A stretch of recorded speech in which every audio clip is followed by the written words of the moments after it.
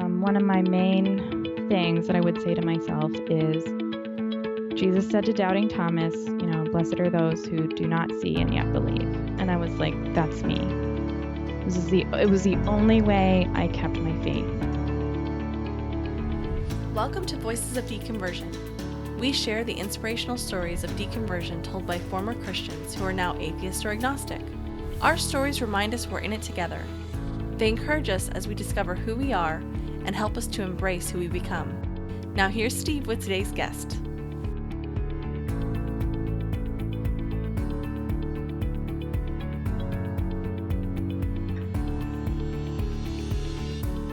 Welcome back for episode 45. My guest today is co-host of the brand new podcast, Forsaking Faith. She co-hosts it with her friend Heather Bailey, who was interviewed on this show in episode 41. Although these two ladies went to the same high school and the same church growing up, they weren't actually that close then, and their experiences in Christianity were quite different. A lot of former Christians talk about having guilt when they were in the church, and our guest today describes a unique kind of guilt that she felt that's very different from what a lot of our guests have expressed. Although her experience was very different from that of her co-host Heather, she definitely grew up in a very Christian environment. Her family moved from New York to Oklahoma when she was at a very young age so that her mom could pursue becoming an evangelist. The family road trips were centered around visiting other evangelists around the country. A theme that comes up multiple times in this interview, which I really loved, was an emphasis on friendship. Friendship with non-Christians and friendship with Christian friends. The importance of getting and maintaining those friendships were a very important part of Christine's life. The way that she views her, in particular, Christian friendships, and the way she talks about them, I think is really important. This tone carries through in both Heather and Christine in their podcast, and the empathy and kindness through which they view Christians is something that I think is actually missing in much of the atheist community, and so I'm excited to help share the news about their new podcast, and I hope that you check it out. There are some great resources, including on Twitter, Secular Hangouts, and in particular, they have a group for women, Women of Deconversion. So hang in there at the end of the podcast. Christine will mention all of those resources. And a quick note to our listeners in the Bahamas, stay tuned after the entire episode is over, and we have a special message for you. Now, without any further delay, I had a great conversation with her. Here is my interview with Christine Goodrich. Well, I'd like to welcome Christine Goodrich to the Voices of Deconversion podcast. Christine, thanks so much for joining me. Of course, thanks for having me. When people ask you, or if people were to ask you, do you say that you're agnostic, an atheist, or is there another term that you prefer to use? Or I've had a lot of communication about what atheist means. So I don't deny that I'm an atheist, but I like to say that I'm agnostic, not because of the negative feelings of atheism, but I definitely want to put forward the idea that I am sort of on the unbiased. I still sort of think there might be an idea of a God, and so I don't want to cut that out completely. I think when you say you're atheist, if you have people who don't look at it the right way, who aren't educated about what it really means, then they'll get the wrong impression. And so I like to say agnostic first, and once I get to know people, I add on the tack on the, I'm an atheist. It's fine. Yeah, that makes sense. Yeah. Well, talk to me about your childhood and how Christianity influenced it. My mom went to a big evangelism school in Tulsa, Oklahoma, ORU, Oral Roberts University. And when I was really young, we moved there so that she could become an evangelist. Wow. I actually haven't thought about this in a really long time. So, so we moved so that my mom could become an evangelist. I was born in New York, but then we went to Oklahoma. And so my mom did all the things. I was in STARS, if anyone has ever heard of it. And I went through the Bible studies and the youth groups and children's church and all those things. And we actually had, I loved our children's church. We had a really awesome pastor who was very charismatic in the in the dictionary sense, not in the Christian sense. Well, both probably. Yeah. But he was pretty fantastic. We did plays, which I loved. I really loved my childhood Christian experience. There were things that were weird, of course, but I appreciate the community that my mom introduced me to in those beginning stages. Yeah. So it was a good community. It was a good experience when you were young, like kind of your early years. Yeah, definitely. It was a great experience. I mean, people who I was in Stars with, What is Stars again? Stars is a Christian female group.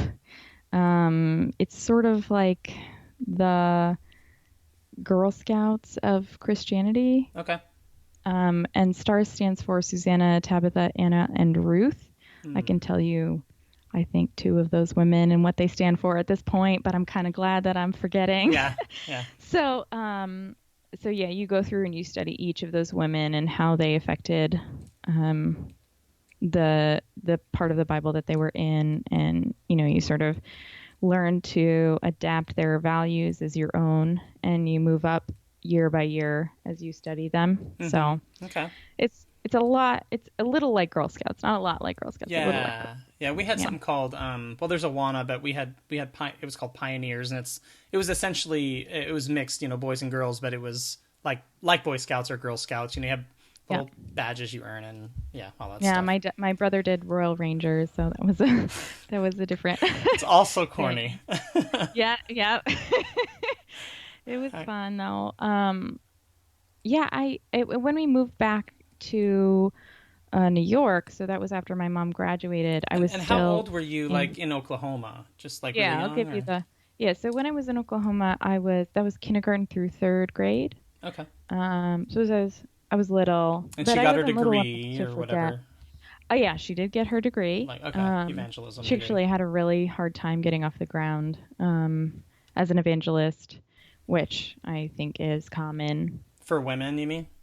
Or just for evangelists in general? I think for evangelists in general, it's difficult to get the funding and the recognition. I think it's also difficult for women, but I was too young at the time to really compare men and women evangelists. We would, when I was a kid, and this was before we moved back to New York, and during, we would go see, we would take huge trips, like 10-hour trips in the car to go see Benny Hinn, to go see Schambach.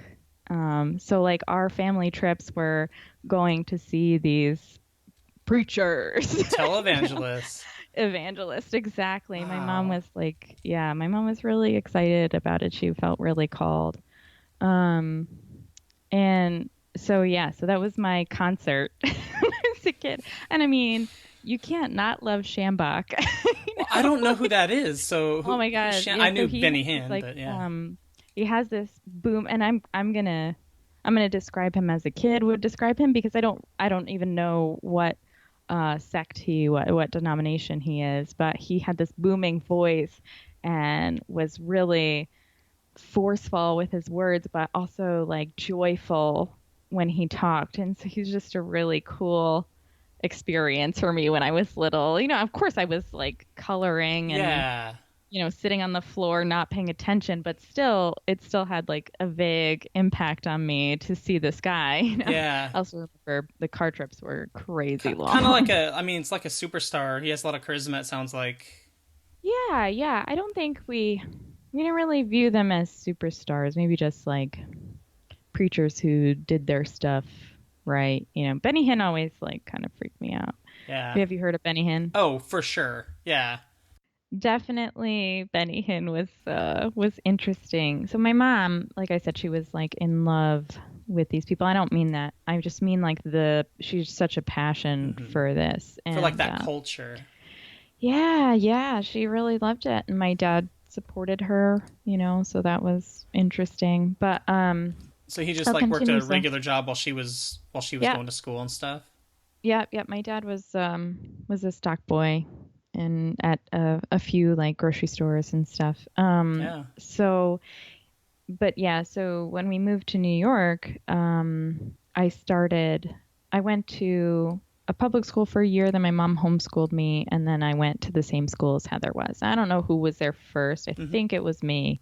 No, it was me, actually, because I remember Heather went in 10th grade. Heather is someone, Heather is. So you were grade school age when you moved. So your mom got her degree from Oklahoma, in Oklahoma. Mm-hmm. And then the point was like you guys were going to move down there. She was going to get her degree. And then you guys moved back to New York. Yeah, okay. Exactly. So we moved back to New York, and we had some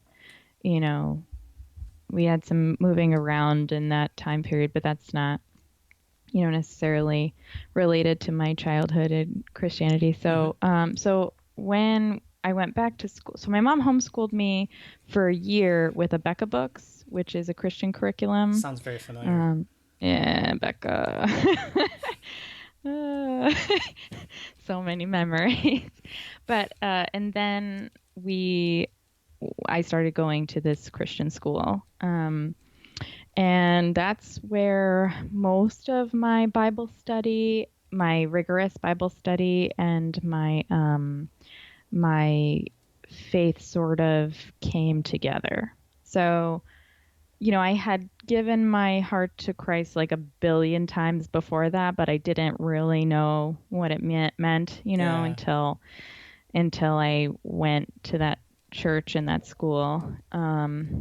Even so, it was still probably like high schools when I was like, oh, okay, all right. So this is what it means to be dedicated to God. Like, it took a really long time for me to like actually walk the walk, so to say, to speak, and even in high school. Well, it makes sense. I mean, it makes sense. That's around the age that kids start taking things like that more seriously in general. Right. Exactly. I questioned since I was 7, there was one time, and this is my favorite story, and I've shared it on secular hangouts too, but it's a really fun story, where I was sitting, and this was when I was in Oklahoma, I was sitting next to my best friend from that time. And we were speaking in tongues. The children's church was speaking in tongues, and I fell back in my chair, and my girlfriend at the time said, "Why did you do that?" And I said, "Because that's what you're supposed to do." so I was sort of kind of feeling the BS of what, for me at least. Yeah. At the time. Yeah. I was like, this is sort of all made up. At least that's what I thought then. You kind of knew the part you were supposed to play. Yeah, and this was in children's church. Children's church, wow. Yeah, I was like 7. Yeah, I know. Yeah, that's interesting. I mean, that is really charismatic, like, to do that in a children's, Yeah, super charismatic. Wow. And my mom emphasizing that. We watched a ton of like Christian television, all of our movies were like King of Kings, Jesus of Nazareth, and we watched them over and over again. My dad's like very good at watching films 1 billion times. So I can probably quote Jesus of Nazareth. If you put it on, I'll just run. Just like read it before he says the line. I haven't seen it in like 13 or 15 years, and I could probably do line by line. Yeah. Oh my God, that's crazy. Yeah, I know. So anyway, when even in high school though, I wasn't like Heather.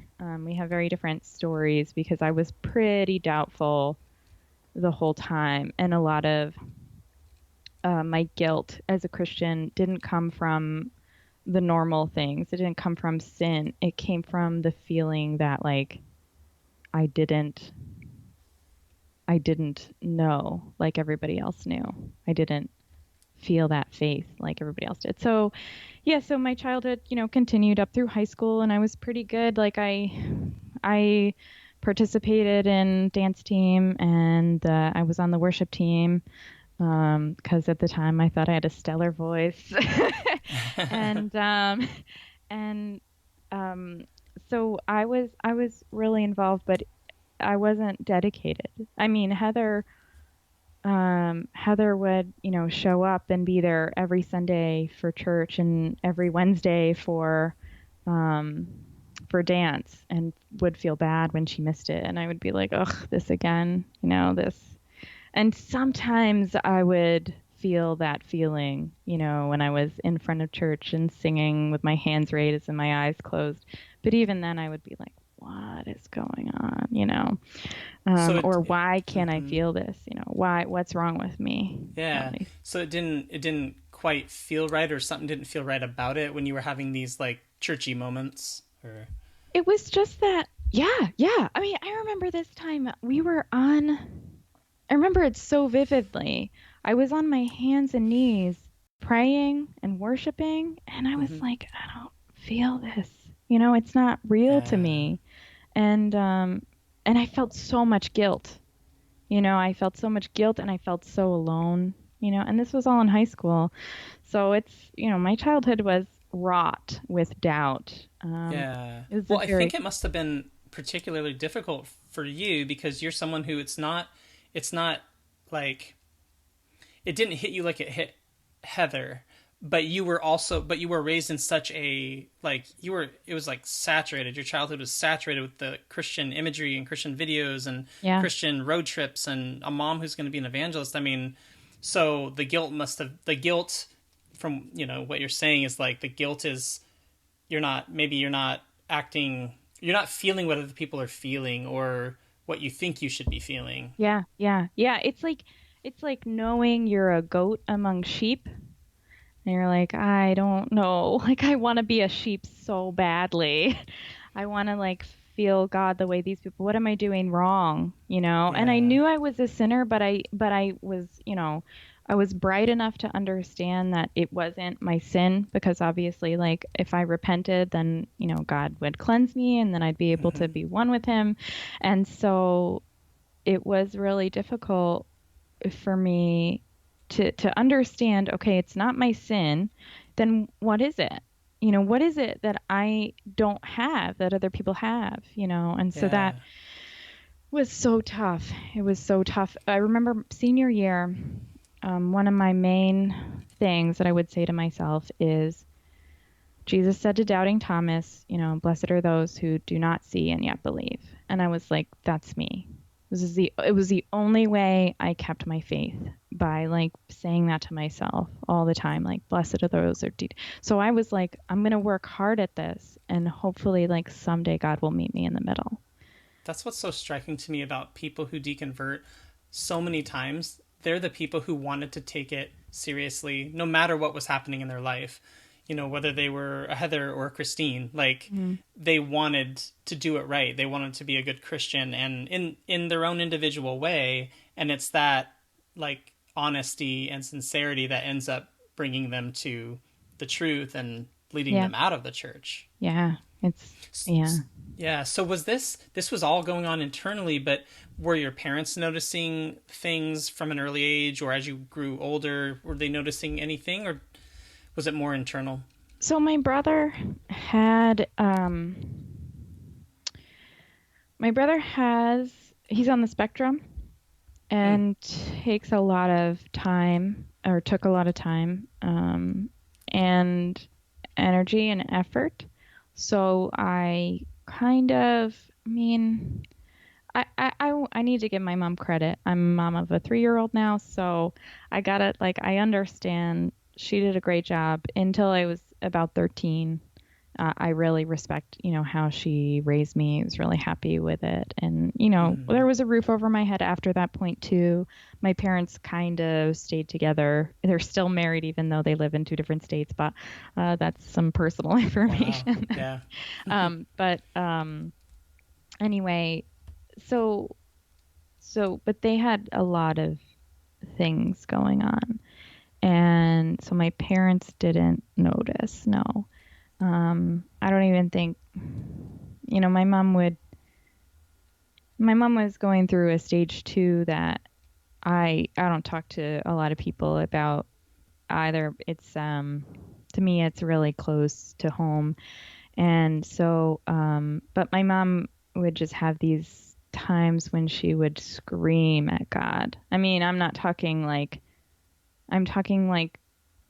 when your parents are yelling at each other and you're scared, screaming at God, so her relationship with God is also tumultuous. Wow. But a lot it was stronger. Intense. Yes. Intense. Yeah, definitely. Wow. And so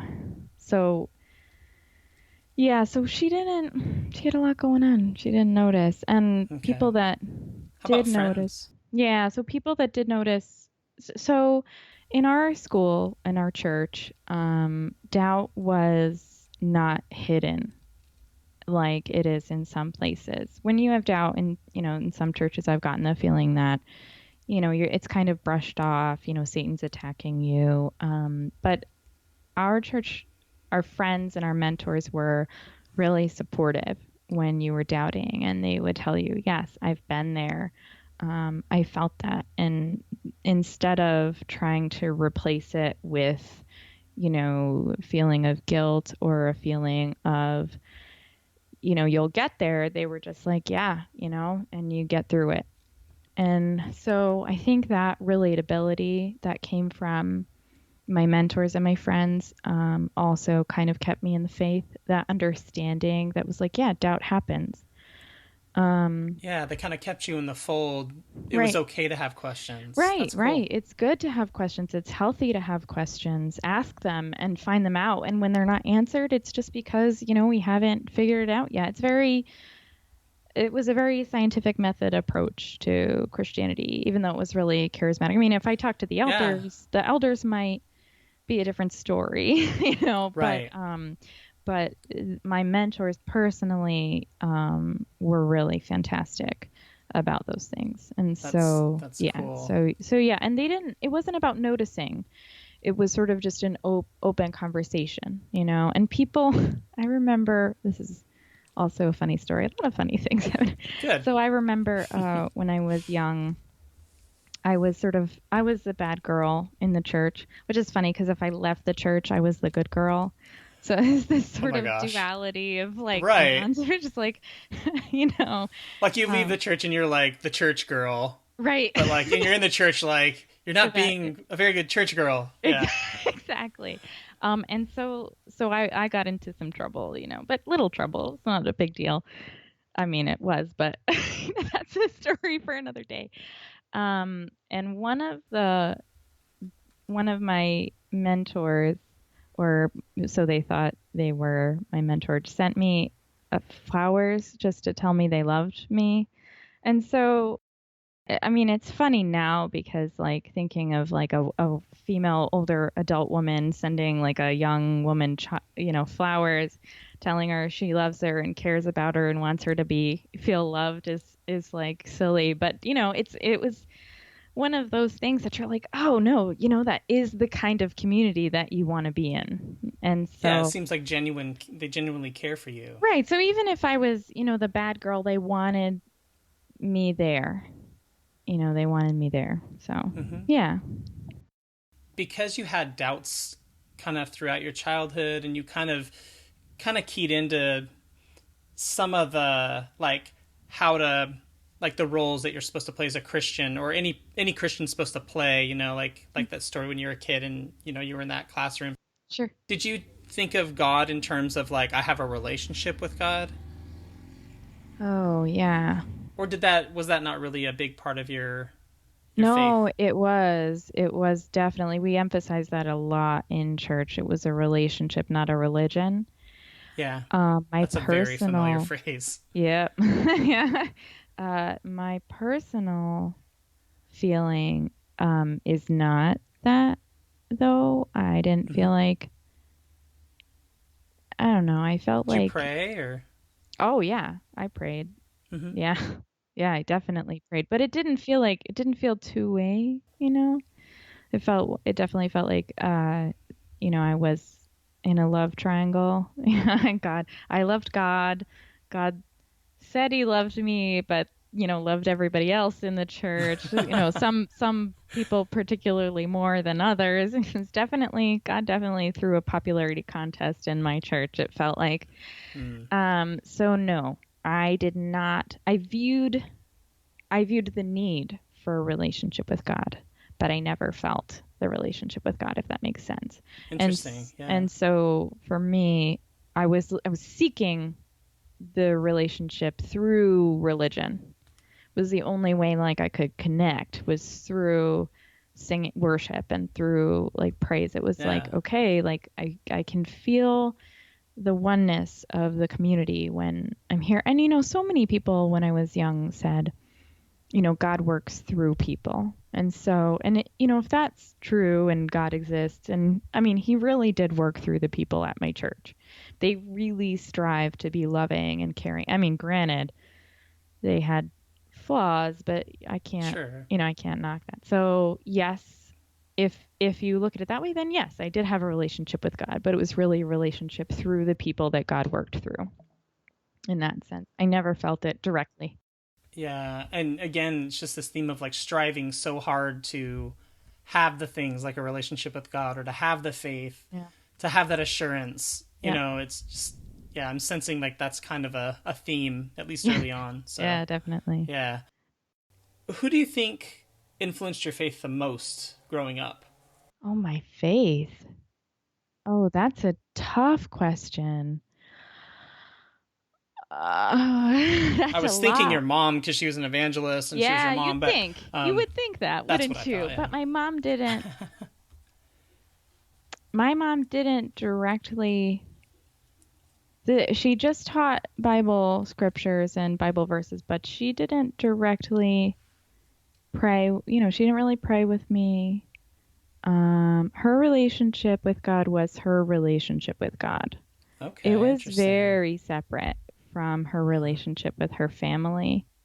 And so, when you're busy at school, like she was as an evangelist, you don't have a lot of time for your family. So you do like charity. My mom, when I was a little kid, before I turned 13, my mom was very good. It was a great mom, and she focused when she was with us. She focused on family time. She had a felt board that she would tell us stories of Jesus, but she wouldn't overemphasize anything. I think the way that she influenced me was through taking me to Vacation Bible, but I wouldn't call her the direct influence. As a matter of fact, there is someone in our church, one or two people, but specifically one woman who's was older. She wasn't middle aged. She was maybe in her 50s, who was so open and relatable about her flaws and her misgivings and her failures, as a Christian and as human, that she actually was the primary influence for my faith, because I could see that it's like okay to be flawed and still have a really strong, healthy relationship with God. And she was very intelligent, at least as far as a high schooler is concerned. She seemed really wise in a lot of things she said. She made sense to me.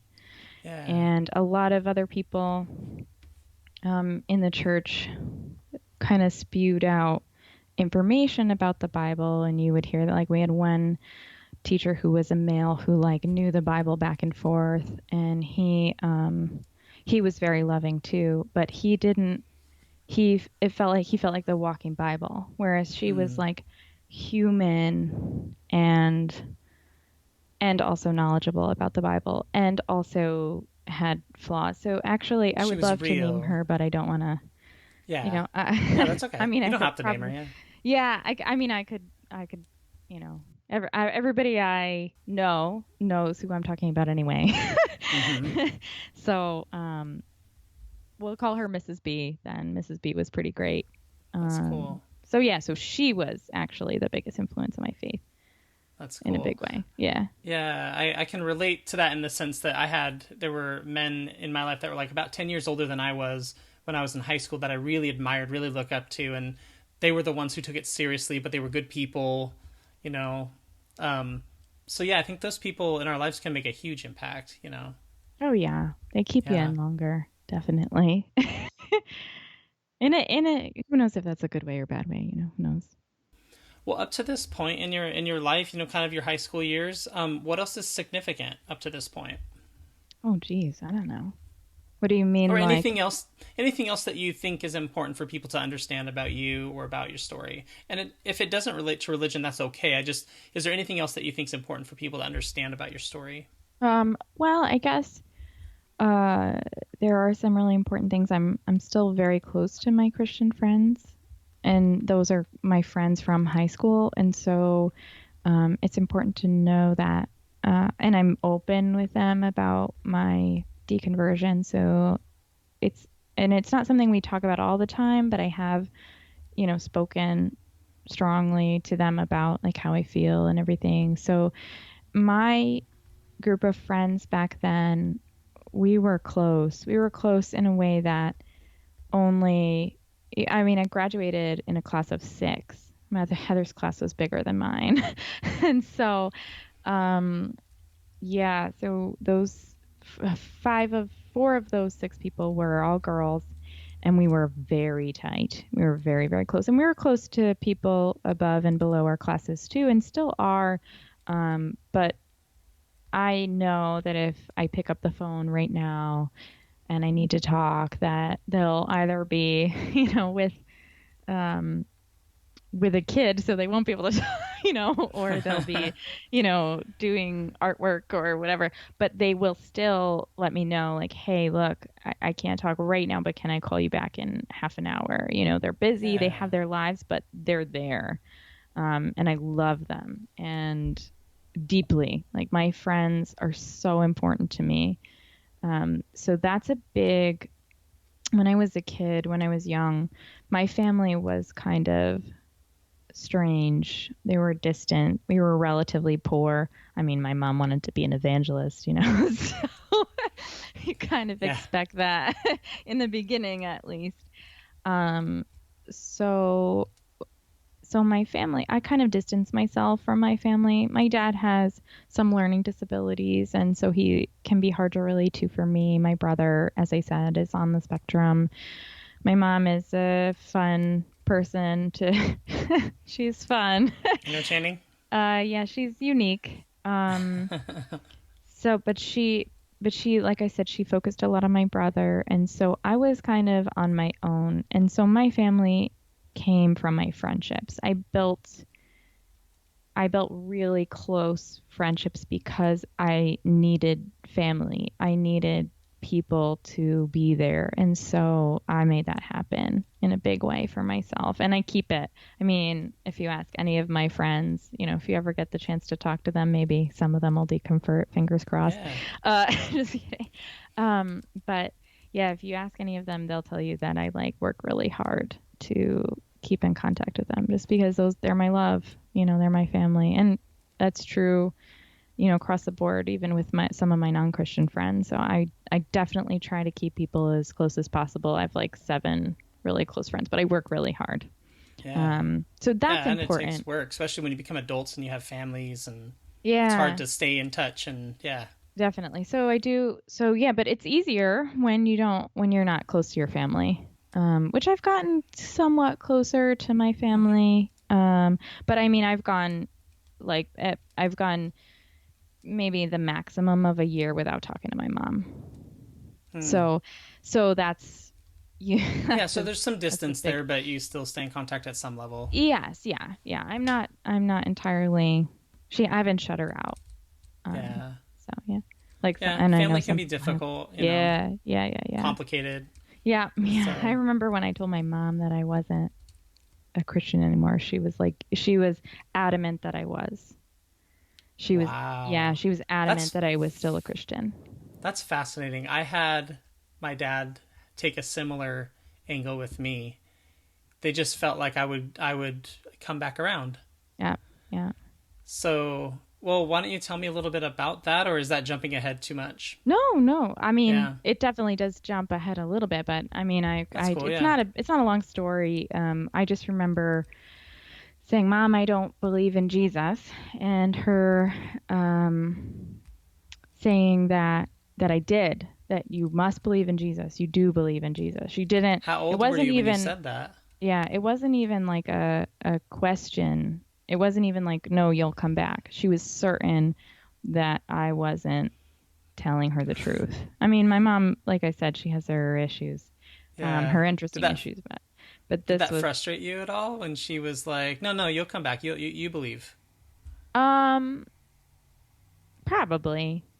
You don't remember Probably. really, It yeah. probably did, but I don't remember. It doesn't now. If I told her I was not a Christian now, she would be like, she would probably have the same stance or a similar stance, and it just doesn't bother me anymore, Yeah. you know.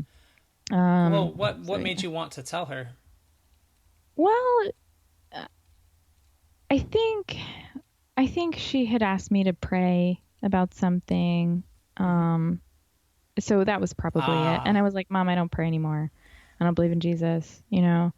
I don't believe in God. Well, And that's kind of so, a natural way to bring it up. I mean, oh that's yeah, kind of sure. It's good. like, yeah, Mom, hey, yeah, just so you know, I've had some life changes, but this is one of them that I haven't talked to you about, you know. So when you That don't talk to your mom a lot, that's what happens. Yeah, I had to planned out when I was going to tell my mom and like how I was going to tell my mom. She was the much more outwardly expressive Christian in my family, and so I part of me wished it would have happened like the way it happened with you and your mom, like just as a part of a conversation when Yeah. like it normally would come up, but I was like terrified to tell her, you know. So yeah, it's fascinating to hear kind of people's reactions and Yeah. how different people like bring it up. And Yeah, it's were you definitely. nervous at all in telling her, or were you just like, whatever, Mom, I don't do that anymore?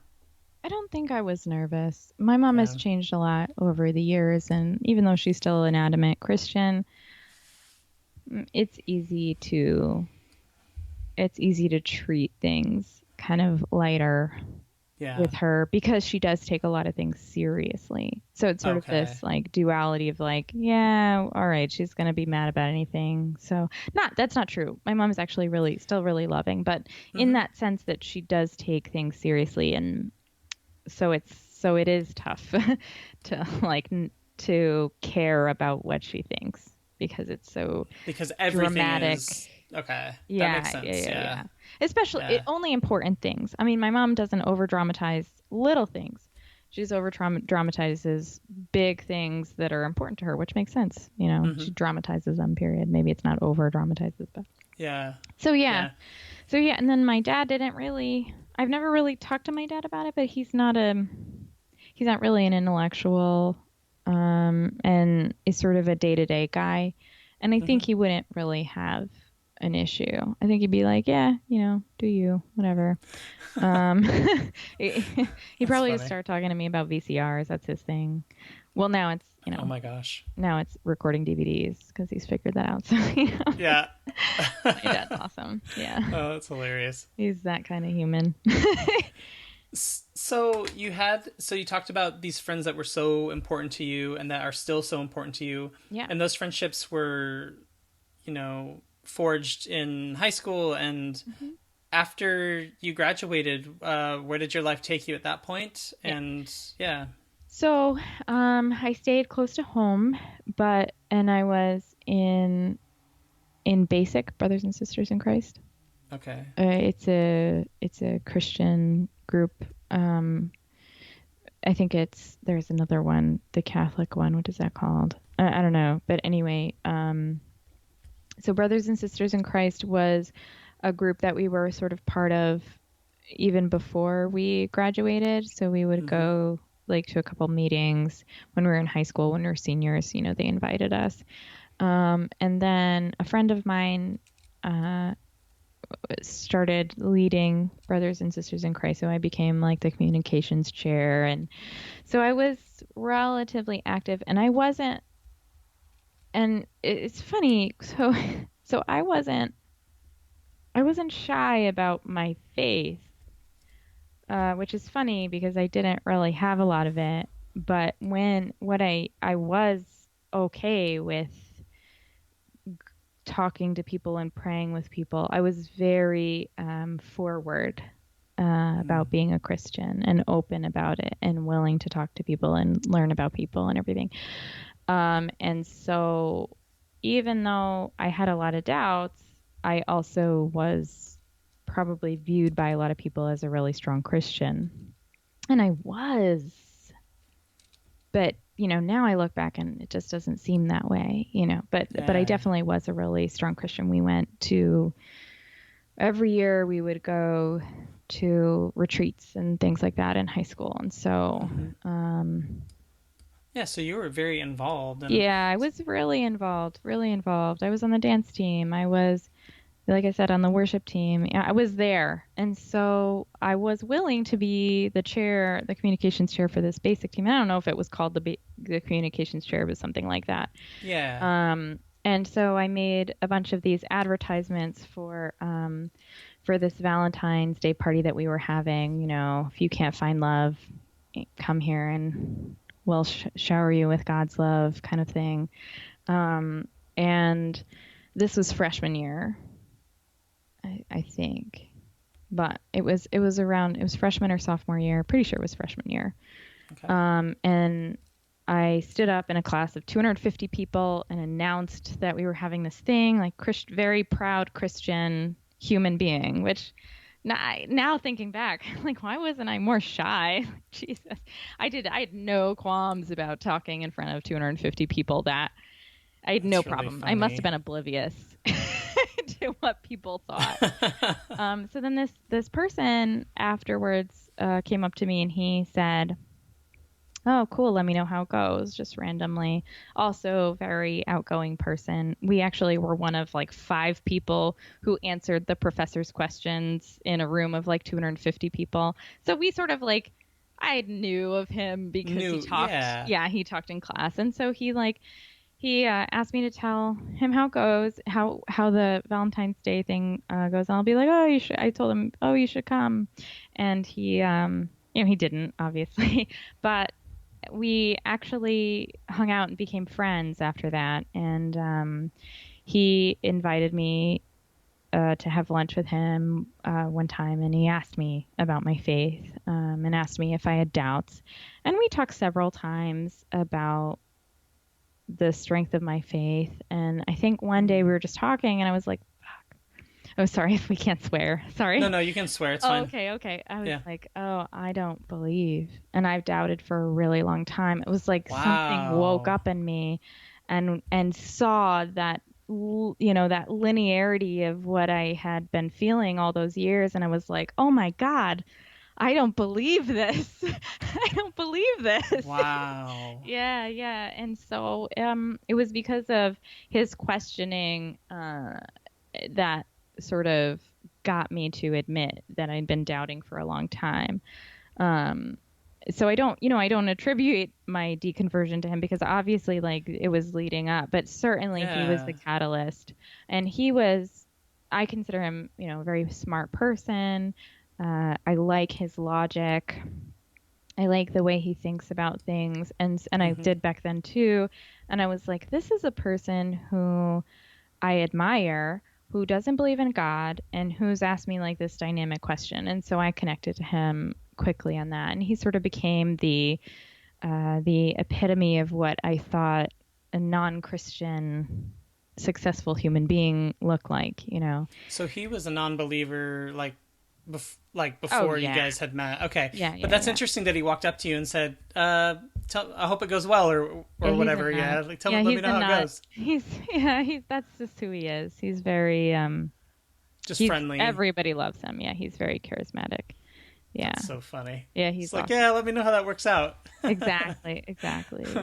Yeah. He's a leader in many different forms of the word. So yeah, that's really cool. Yeah, it was cool. I appreciate it. Yeah, and so you guys, it sounds like you struck up a friendship, and you had, several conversations where you were able to talk openly about religion, about Christianity, and just about how you feel. And it was just at one of these that it just hit you, huh? Yeah, and it was funny because I don't know.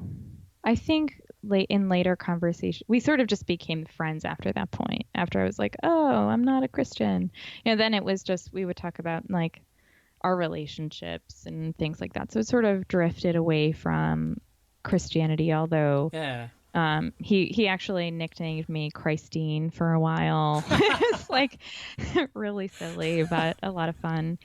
That's funny.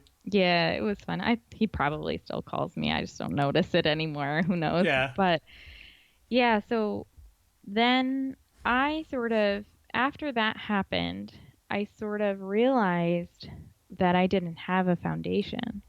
So, because like, if you think about it, like all of that, the church and my mom and my school and my entire foundation, and I think you can probably relate to this a little bit, Mm-hmm. like was taken or I took it out from underneath me. It was like, this is not how this is supposed to go. So I was like, wow, what do I do now? Like, do I believe in abortion? Do I think murder is okay in certain situations? How do I feel? How do I Yeah. value?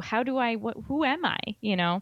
Um, I mean, I knew who I was. There's sort of these two sides of you, right? There's this constant that while you're a Christian, you're developing this personality and you still sort of keep that, even after you're a Christian. At least Mm-hmm. I did. Yeah. And then there's this other side that's like super religious and loves God and, aims to be the least sinner that they can possibly be, Yeah. to be the best face of God that you can be. Um, and and so having half of yourself sort of disappear is difficult, and I think Yeah. it's important to remember that there is actually your personality kind of sticks around because that's the person who has to evaluate what's left over, is the one who has to evaluate, like, okay, who am I without that, and just sort of piece out who you are in that second half of yourself. You know what I'm Yeah, saying?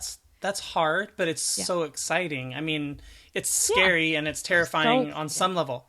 Yeah. But yeah, I went through a very similar thing. Like, how do I feel about, like, one of the first things for me was, well, abortion, and then like Mm-hmm. gay marriage or gay Oh people yeah. at all, Marriage. and Yeah. just starting to be like, I don't know that I care, Yeah. but I was supposed to care. I was supposed to not be okay with Yeah. with homosexuality, Yeah. but then you become a non-believer, and it's like, well, it's not. It doesn't really affect me. I mean, it's not. It doesn't Yeah. matter. Yeah. Yeah. So it's Totally. this. So it's kind of exciting. Like, oh, I can open up to that. And could I vote for a Democrat? Oh, wow. I don't know. Mhm. Maybe I could. Like, yeah. It was all that. But Yeah. Can I vote for a that's Democrat? That's right. beautiful. Yeah, because it was like Oh, George W. yeah. Bush when I was in As if college there and are no stuff. Christian So Democrats. Oh, sorry, all right, those Christian Democrats out there. right, I right. know there are 5 of Exactly. you, but we Yeah. believe in you. Yeah, so for me, that was true too. And I'm also bisexual, and that was something I didn't know for a long time in high school. I always said, "Oh yeah, I love the female frame. I think women are beautiful, even, in some cases more beautiful than men." And I remember even in high school, like I had a crush on, oh no, that was right after high school. I had a crush on a girl for the first time, like a real big crush. And so yeah, so for me, homosexuality was a big topic, right? Because I was like, Interesting. oh, sweet, I'm bi. Like, it doesn't matter. It makes sense now. Like, I get it. It's okay to like women, and I'm okay. And that's also something that I'm so frightened to tell my mom. So Hmm. scared. My boyfriend Interesting. knows, he's happy with my bisexuality, but I still to this day would be really, really scared to full on date a woman because, it would be really tough to go to my mom. So I Yeah. definitely empathize, with people who go through that. I think it's similar, but it's a lot easier to tell my mom that I don't believe in Jesus than that I'm bisexual, because one is an Absolutely. abomination and the other one can be reversed. So Interesting. yeah, so that is tough. But yeah, it's still freeing though. I do still think about that. It took a long time for me to get through all the values that I Mm-hmm. have now to sort Yeah. of think like, what do I believe? Because it takes a lot of research and time and discussion with yourself to come to those thoughts, especially as an adult. At least it did for me. Mm-hmm. When they're so ingrained in you as a child, to be almost, to the extreme effect, right? So I avidly didn't believe in abortion as a kid.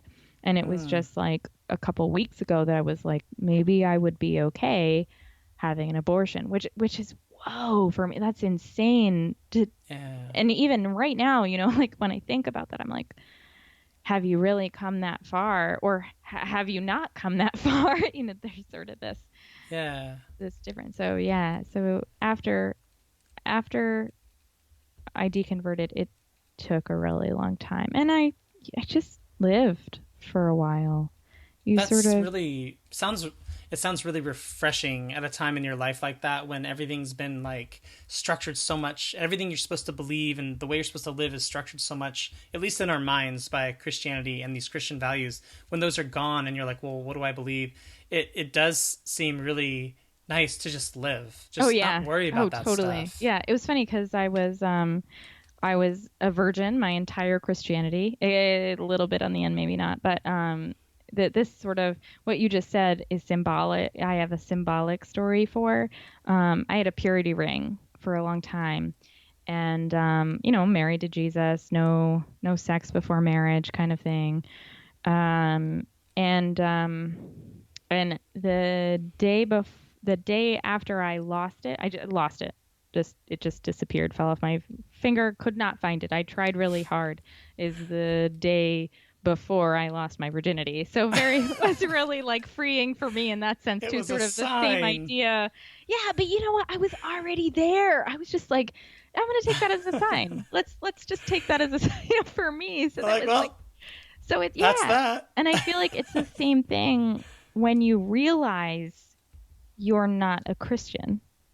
You sort of like lose that purity ring, so to speak. And the next day you're like, whoa, like I'm this entirely new person. Yeah. It's really shocking. So yeah, so I can relate to what you said. Those are some good stories. Yeah. So what do you think was the most difficult part about your entire journey up to this point? Even now, the most difficult thing for me is probably,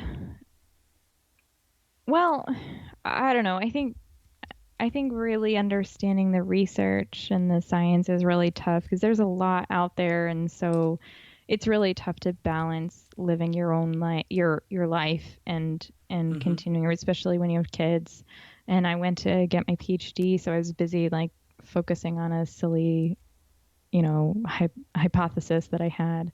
And so there was a lot of things going through my life that were loud.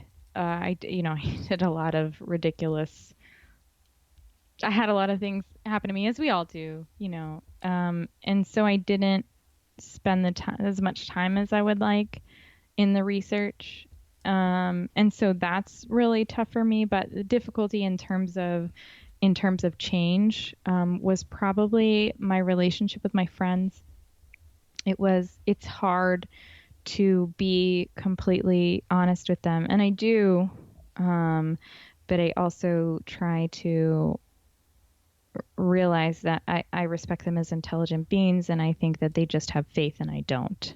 And that's where my agnosticism sort of comes into play versus, atheism versus my atheism, where like I just think that they have that mustard seed or maybe bigger, and I just don't have it. And that for me is still difficult, because not only do I have to describe that to them, but I also have to be like, no, I am actually on the other side.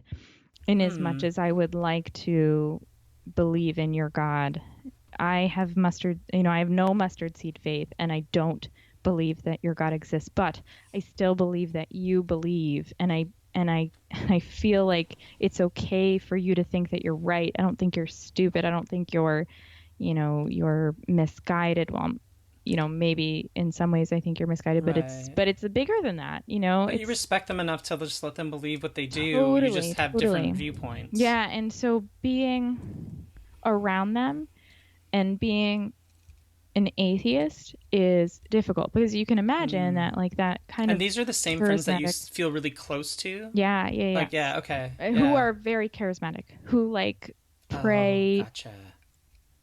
All the time. They've told me they're still talk about their doubts, and they still talk about how God has revealed themselves to them.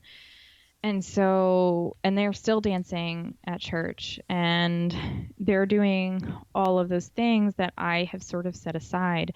And so keeping those close friends is tough, because, and while still being honest with myself and honest with them. It's not something that's not navigable. I've done a good job so far, and I think they understand my point. And I still ask them questions. I still want to know, like, if they know God and he exists, then I want to know how. Like, I want to know how they can believe and I can't. And so it's still an active discussion too. So well, that's good. I mean, that's the way I think a friendship should be, like, I hope so. Be able to talk to each other, but at the same time, like, I want to use the word intellectually. You're going in different directions, but I don't mean that in a like pejorative way. It's hard. It's hard to say what you're saying. I get it. Yeah. Like, maybe I'll just say, like, mentally, you guys are going in different. You're seeing things from different viewpoints, and you're kind of going down different paths. They've got the religious track that they're on, and you're kind of on the doubting and the. I don't know. This is a horrible analogy, but you kind of. I think you know what I mean. We live in different. We have different communities now. We have different, like, bases. Oh, they are, they're stateside and I'm foreign. Something like that. So I get that. Like, So it makes it difficult as time goes on to be able to, like, kind of nurture those friendships when at the same time you guys are living very different lives in some senses. Right, exactly. It's sort of a psychological distance. That's a good way to put it. Yeah. I definitely wouldn't say that they're less intellectual or what's the other, I don't remember, but but no, I mean, I wouldn't want to give the impression that like I think you've done a good job, and I think Heather was good about saying, like, you guys don't view Christians as dumb or as, like, unintellectual or something. Mm-hmm. I mean, all of us were evangelical Christians, and, like, right. I think I was an intellectual person when I was in high school and, like, thought things through, and a lot of people view themselves that way. So it's just a different path, I guess. Like you said, you don't have the mustard seed faith. They do. Right. Exactly. That's okay. Exactly. And it's really a basis for, they just have a different, but we ended up kind of with some of the same values, some similar values anyway. Mm-hmm. I think that the peace that Christians want to bring to the world is awesome, and I think that just because they think that there is an afterlife and I don't, doesn't necessarily make them bad or even wrong necessarily. It's okay to have hope. It's all right. Like, I get it. And faith is the substance of things hoped for. And so if they have substance in what they're hoping for, then that's fine. I just don't have any substance in it. My substance is non-existent. It's milky. It's run away. And so that is something that I try to emphasize a lot, that it's really the difference between us is faith. But we have kids, we have problems, we have struggles connecting with people, with each other, and so there are a lot of relatable qualities there that I can maintain. And so it's just as hard to keep friendships with my Christian friends, if not easier, because we are closer than it is with my non-Christian friends. It just takes, like, a text and a how are you? And I even ask sometimes how their walk with God is, because that's important to them, and I want to recognize that importance in their lives. And if they ask me back, I'm like, meh, definitely could be better. Definitely not really walking. We're like looking at each other from across the room. It's not really right, exactly. The single footprints in the sand were me, and the double ones before that were me hopping back and forth. Trying to be both God and myself. Now I just can walk straight, and it's really nice. Oh my God. That's so funny. you had said something a few minutes ago about wanting to do more research, wanting to do the research. Yeah. What were you referring to when you said that? So in terms of rebuilding values, even rebuilding political views, I want more, peer-reviewed literature, and I want to know what intelligent people think about certain topics. And it's just, there are so many things that you have to look into as an adult, and it just can be really overwhelming. And even when I first started not really believing, I wanted to like read every book about Jesus and whether or not he actually existed. And so I wanted to know where that was. So even like looking for that, I mean, that was a little bit before the internet was so prominent in our lives. I know that's silly to say, but it was just right before.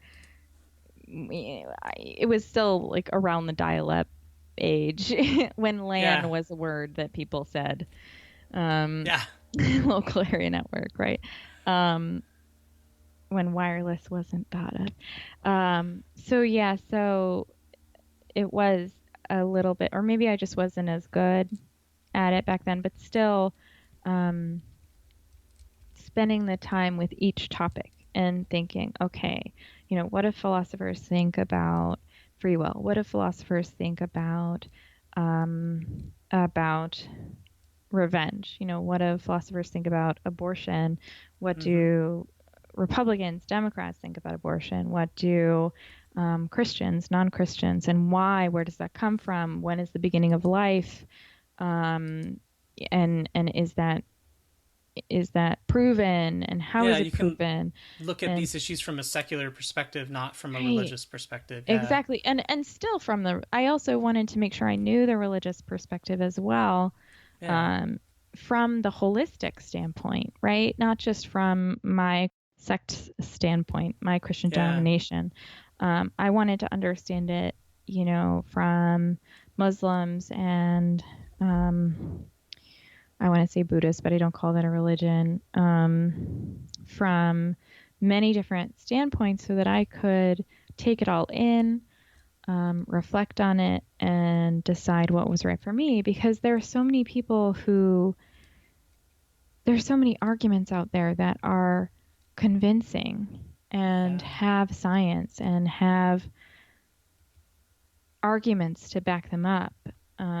That it can be often difficult to even choose between two sides of a debate. For me, like even economics was a thing. Not having debt is a big thing as a Christian. And so like, is debt okay? I mean, it obviously still seems bad, but what does it do for the economy? And so there were a lot of like, really, I was very in my head for a long time. And so that not trusting my own logic or reasoning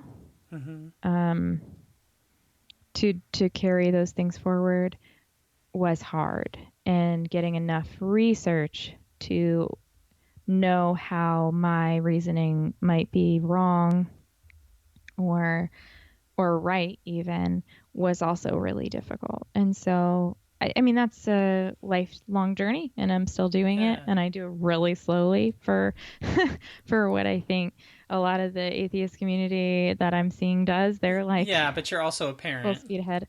It sounds like you've been in school quite a bit, so you've been busy. I've also been, I've also been deconverted for a really long time. Now they're not. I was going to ask. That was my next question. So, how long has it been? How long ago did all this happen? So I was 18 and 19 when I deconverted, and I am 31 on next Monday, July 16th, for timeline purposes. Happy early birthday! Thank you. And so it's 11 to 12 years. Yeah, it's been a while now. That's actually, I think that's 12 to 13. That's crazy because let's see. 10. It's 12, it's 13. weird. Yeah. It was 2005 when I deconverted. Oh, yeah. So that's Same 13 time. years. Yeah, very Yeah, similar yeah. time. High Wow. five. Interesting, yeah. We're brothers Yeah. and sisters in not Christ. And deconverting, yeah. Yeah. Wow, that's funny. But you were much younger. I mean, you were 19. I was like 25-ish. I mean, Yeah, younger about 25. schmunger. So, well, I mean, yeah. You were it's in a different interesting. phase, a little bit different, but Yeah. not entirely. I But wasn't yeah. totally out of, yeah. I mean, there's people I've met that have just deconverted and they're like, 50 years old. Yeah, I mean, it's tough. interesting. People deconvert at all different ages. Oh yeah, totally. One person told me they were like 7 and they just knew there wasn't a God. Like they just Yeah. knew. Well, Just yeah. like, I wish it was you in some ways. I mean, it's just like, all this turmoil I went through, but I think I'd have. we all learn very valuable things from it too. I think in some ways I don't know. It sounds like the positive spin on it, but in some ways I wouldn't take it back. And I mean that genuinely. Like there's stuff I wish didn't happen, some of the fallout, but yeah, I don't know. Some of it's positive. It helps shape who you are. So Yeah. Oh, I think a lot of it's positive, definitely. yeah. Yeah. Well, kind of along those lines, when you think back, I just have a few kind of follow-up or final questions Sure. as we wrap up. Yeah. When you think back on the Christian version of yourself, what do you think about that person now? I don't see us as entirely different. We're pretty much the same. We have the same mischievous tendencies. We still think we know more than we should think we know. We're still very self-critical. I haven't changed much. I've grown. I think I'm wiser. I'm a better listener. I'm not as clueless. Holy crap. I was a whole lot of clueless. And I don't mean like Christianity. I just mean the things that, yeah, I mean, there were like times of my life when I was young where like the world would go by me and I would be so, what is it called? I can't think of the word when you think about yourself a lot. Introspective? Yeah, I was very introspective. And so I still am, but now I allow a lot more outrospective, extrospective to happen. And I didn't do that as a kid. I was very introspective as a kid. And so it is funny that it took me so long to deconvert because there were a lot of things that I just went right by me. I like who I was, and I'm happy that I went through the experience. I still appreciate the friends that I kept, and they were great, even though they were high schoolers. Everybody's still mean a little bit, but we're not different, and not really anyway. If I was talking to her, I'd probably laugh in her face and tell her that she's got a wild ride ahead of her, but it's not so bad. And she'd be like, oh, okay, thanks for the info. Why don't you go back to the future and shut up? I'd be like, yeah, I totally get it. So yeah, I like who I was, and I'm happy about who my Christian self was. Yeah. Yeah, that's cool. So what's something in the last 12 years that you have learned or experienced that you don't think you would have if you were a Christian? Oh, a lot. Although I guess so full of mischief, I have no idea. Well, I don't think I would have had as much sex as I have. I mean, I wouldn't. I'd probably be married right now.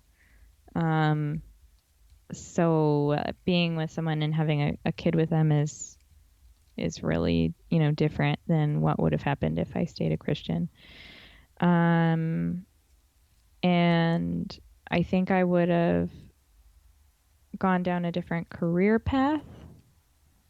I probably would have stuck to medicine. Oh, who knows? Who knows? That might not be true. And I mean, there are a lot of other super personal things that I went through that I won't share. People that I dated that I definitely would not have dated. I mean, women. I mean, there is a 95% chance that I would have never been with a woman or gotten to experience what that was like. And I think a lot of it revolves around sex and sexuality and that sort of realm.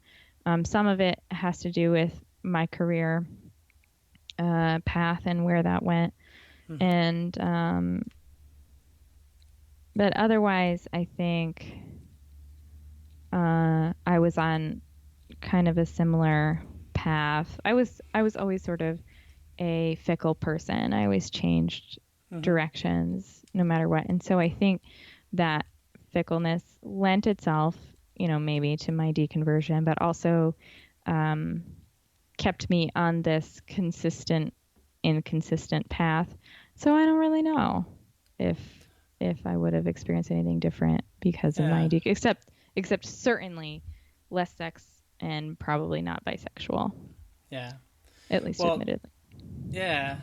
Well, this next question, actually, because of things you've been saying throughout the interview, I'm kind of excited to ask you. It's my favorite question. I love asking people this, but so, and you've already alluded to this. So when when you think back on your life and your Christian upbringing, you had an evangelist for a mom, you watched Bible movies, you went on like Christian road trips. Like, that's such a different world, and in some ways you were such a different person than you are today. What's something about yourself that's positive that carried through, that's the same through all of those years? Oh, I think my hunger for knowledge has remained, and I'm not even saying it's ravenous. I've seen people who have a ravenous hunger for knowledge, but the consistency with which I want input and search for answers is awesome and has been awesome since I was young. And so sort of, if you think it back and you believe that there is no God, it sort of was inevitable that I would get to where I am, because I have always been like this. I also think that my strength of keeping friends and getting friends has kind of remained, and I'm really happy about that. I've always made friends really easily and kept those things going. And then one other thing that has kind of remained is my desire to raise people up. And this is actually significant for who I was as a Christian. So when I was a Christian, so the story about Solomon where God said, oh, okay, I'll give you anything, and he asked for wisdom. I always would think, what would I ask for? And I know, and even back then I knew that I would ask to see and love people the way God did, because I thought, how wonderful that he can see such good in terrible people, or who we think society thinks are terrible people, and still love them, And I've strived for that since I was young, and I think I've held it through, and it's still a value for me. And I still sort of have this like Christian God in my mind when I think about it. I'm like, I want to love people the way the Christians say that their God loves them. It doesn't, in the beautiful sense, not in the like the unconditional, seeing the good in everyone. Yeah, and seeing people's hearts. Like there's a scripture in the Bible that says God looks upon the heart. I want to see people's hearts, so I do my best to like dig into people, and I've always kind of done that. And I love that about myself, and I love that that's a value for me and a core value at that. And so, yeah, So that's probably the biggest one. That's great. And that I don't know if it's the same verse, but one of the verses that meant the most to me when I deconverted was man looks at the outward appearance, but God looks at the heart. And I've held on to that because I felt like, and I still really like that verse for my life, because I felt like a lot of people would look at me and say, oh, you deconverted because this bad thing happened to you, or you deconverted because you didn't have enough faith or whatever. And I knew that wasn't true. And I knew if God existed, he knew my heart. He knew why I doubted. It didn't make sense to me, it stopped making sense. And no matter what people thought, I knew that to be true. And so that brought back good feelings hearing you say that. Yeah, no, that's good. That's good. Yeah. A lot of the whole reason why I'm not a Christian is because God says that he looks upon the heart, and I'm like, all right, there's another scripture, might be the same, similar, I don't think so, but where it says like even those that will, Moses could be shown to these people and they wouldn't believe. I think Moses could come back from the dead, something like that. I know what you're. I know what you're. I don't know the to. scripture. It's been I feel a long awful. time for both of us in the Bible. But, yeah, right. Give us some credit. We're doing pretty good. And so for me, the fact that if God exists and he looks upon my heart and he doesn't think that showing me Moses would be convincing, then he either must not exist or he doesn't want me. And so that's something that has sort of emphasized or put a staple in my deconversion. Yeah. Well, there are people who listen to this podcast who have just deconverted.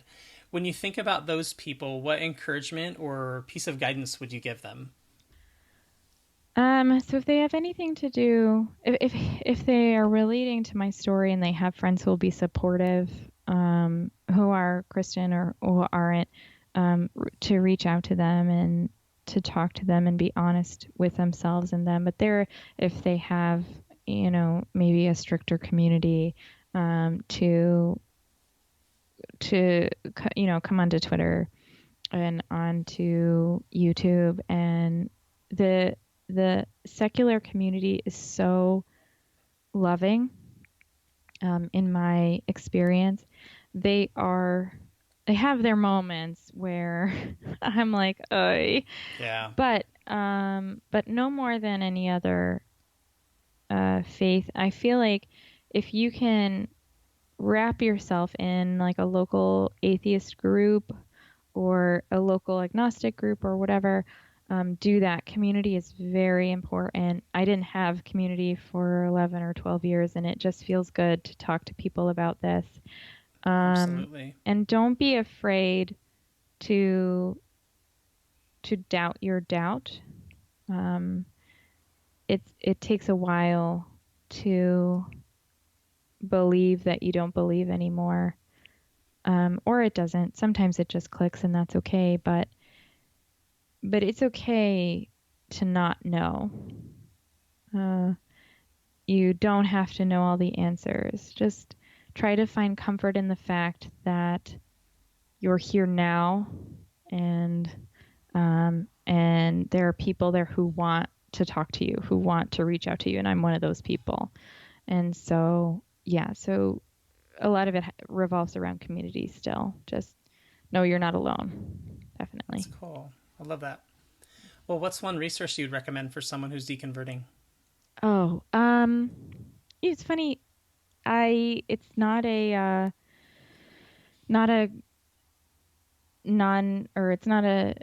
book that a lot of atheists would recommend, I think, because it doesn't have to do with Christianity really. But there's something called the happiness hypothesis. If I can take a second and look up the author, I'd really like to make sure that I give him good credit.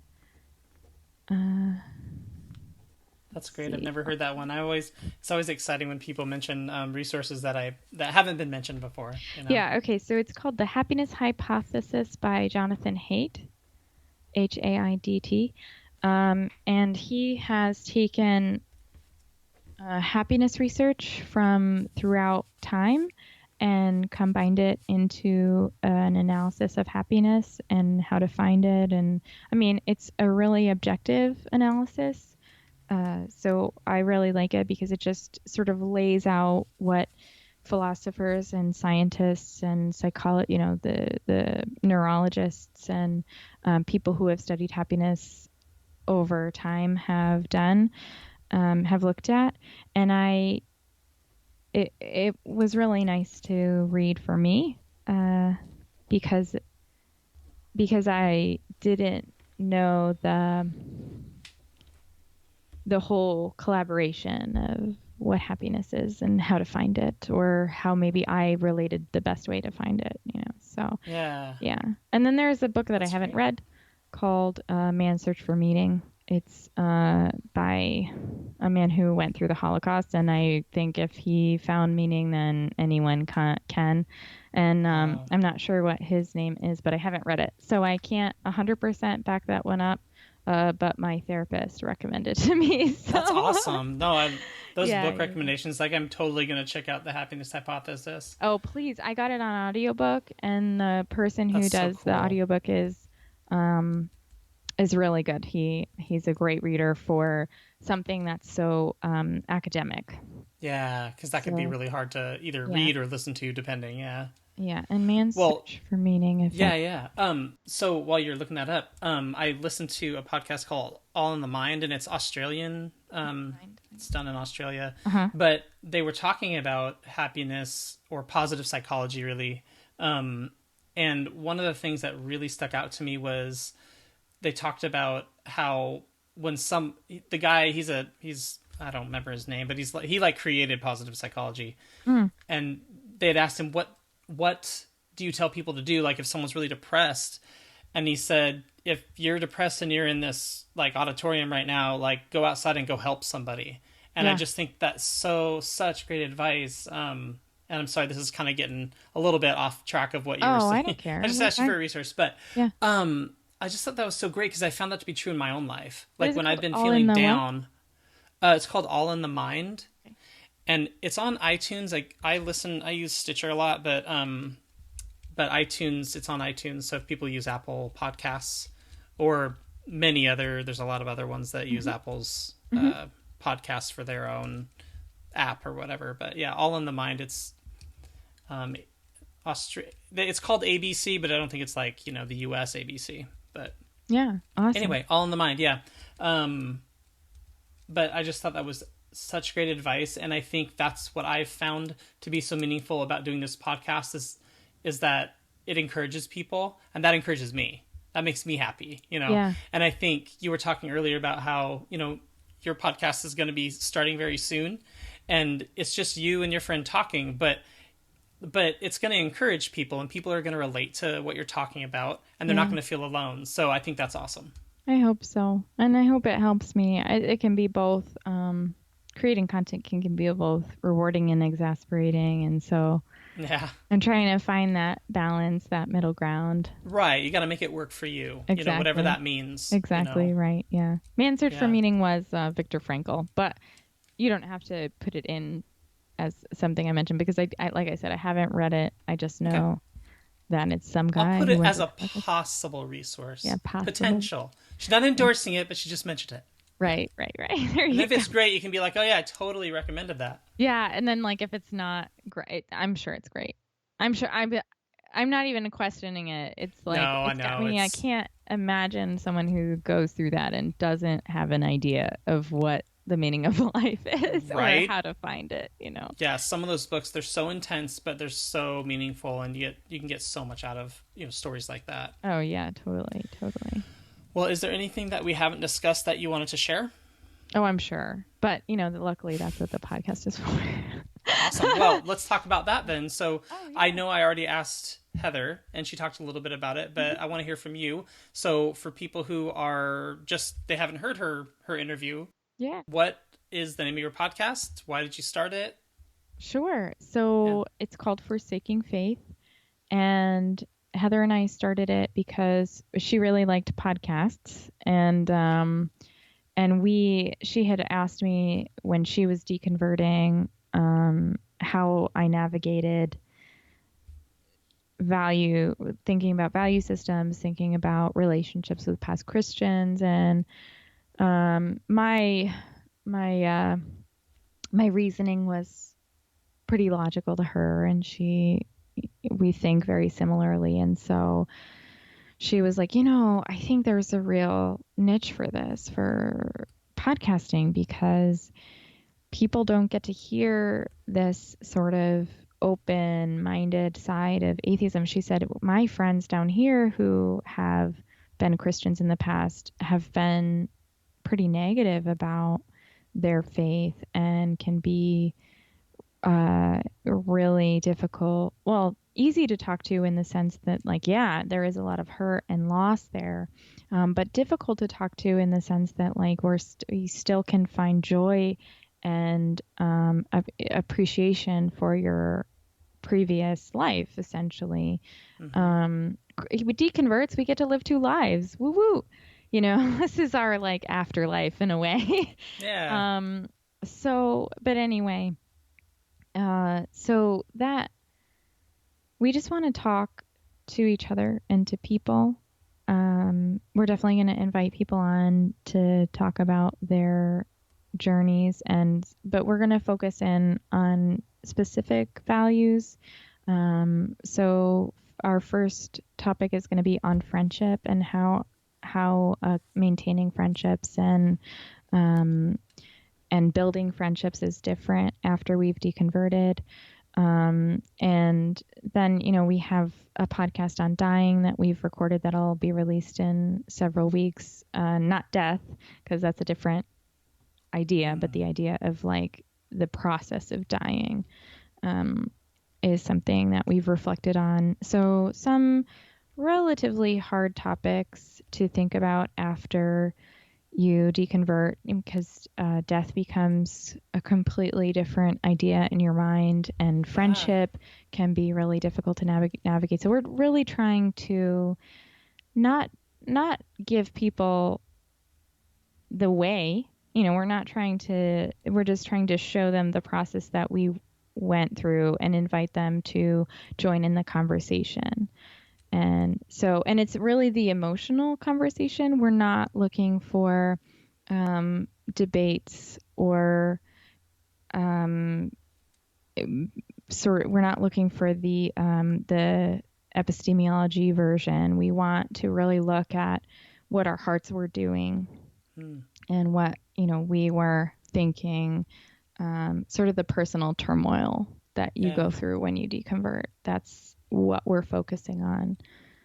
That's awesome. And I do think there's a huge need for that. So I hope so. Yeah. Yeah. Dying and death, absolutely something. I know they're different, but both subjects are something that were difficult for me to process when I deconverted, and it's still difficult as a human being to process those things. But so those topics. Yeah, they sound fascinating. Yeah. I said to a friend recently who was on Women of Deconversion with me, which is a secular hangouts group. I said to her, you don't stop thinking about how death affects you as a secular person. It just keeps coming up. You end up coming to peace with it, and then it'll bubble up again, and you'll be like, I'm not at peace with this. Right. And then you come to peace with it again, and then it bubbles up again. So and I feel like that happens a lot in a lot of the other values that we're going to look at too, where it's like, oh, okay, my friends are set, and then there'll be a funeral, and you'll have to go listen to someone talk a sermon about your, aunt, and you loved your aunt, but God has nothing, or you feel God has nothing to do with her death. And why is this guy talking about this sermon? You have to, like, sit in the church and think of it. So that these things just keep coming up, your friendships, your family, it's dynamic. And so, that's huge that we're going to look at the dynamic values. That's awesome. Yeah. Well, they sound like really fascinating topics. And I hope if people want to get in touch with you, Yeah. One, how can they do that? But two, if some of these groups, like the Women of Deconversion group, or the Secular Hangout, is open to other people, how can they find out more about those? Okay, sure. So let me go in. Let's see. Okay, so Women of Deconversion is a group specifically talking about topics that affect women or how they affect us. And we realizing that the atheist community we feel like it's dominated by men, although we're starting to see more women come onto Twitter.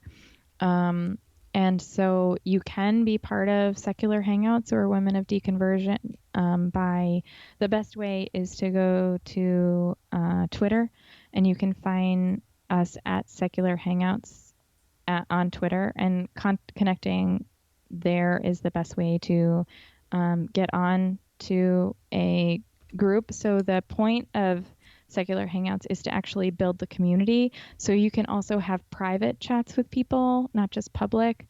We also have a Discord server that is linked on our Twitter and on our YouTube, Secular Hangouts. And okay, so aside from that, Forsaking Faith is at Forsaking Faith on Twitter. We're forsakingfaith@gmail.com, and we are like open for email discussion at this time anyway. And our podcast will be up probably on our blog spot, which is Forsaking Faith at blogger.com or whatever, however, that's forsakingfaith.blogger.com or something like that. And it'll also be on a Lisbon server, but I have no idea how that works, and I'm just getting off the ground with that, so we'll see. Yeah. It's fun. It's such an exciting time. I remember when I launched my podcast, how exciting it was. It's just so much fun. Yeah. So I'm excited for you guys. I'm scared. I'm really scared. Oh, it's going to be fun. One of the things I thought was so cool is seeing where in the world people download it. Oh. My very first download came from Ireland, and I was like, that's so awesome. Like, someone in Ireland. And we still have people from Ireland that download it on a regular basis. So that's very it's just so cool because you don't think about all of that. And I just think how neat it is that, you're going to start meeting people through email or social media that maybe you already have friends all around the world, but, other friends, new friends. We have a couple. We have one in UK and one in... a couple in Canada, so we're getting there, but no, it's great. So looking forward to when you launch, and it should be July 15th is kind of what you're aiming for. July 15th at 11 a.m. Yes, and I have everything's all set for it. People can check it out on iTunes, I assume, and other platforms like that. I'm hoping. Awesome. Well, Christine, it was really nice to meet you, and I know we'd kind of connected a little bit through social media here and there. But it was great to hear your story, and I really appreciate you taking the time to share it and to talk to me today. Yeah, of course. I actually really appreciate you having me, and I appreciate that Heather got to talk to you. So I'm glad that we're starting to build this community more. So thank you.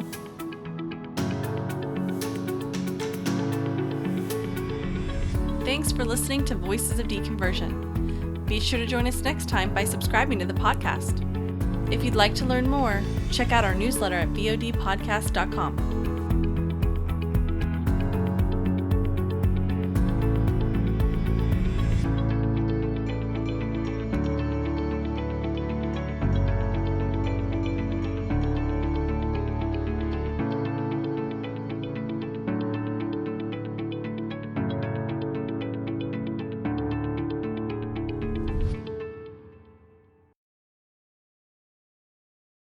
So for those of you listening from the Bahamas, first of all, thank you. Per country, we get the 5th most listens from the Bahamas, so I think that's pretty awesome.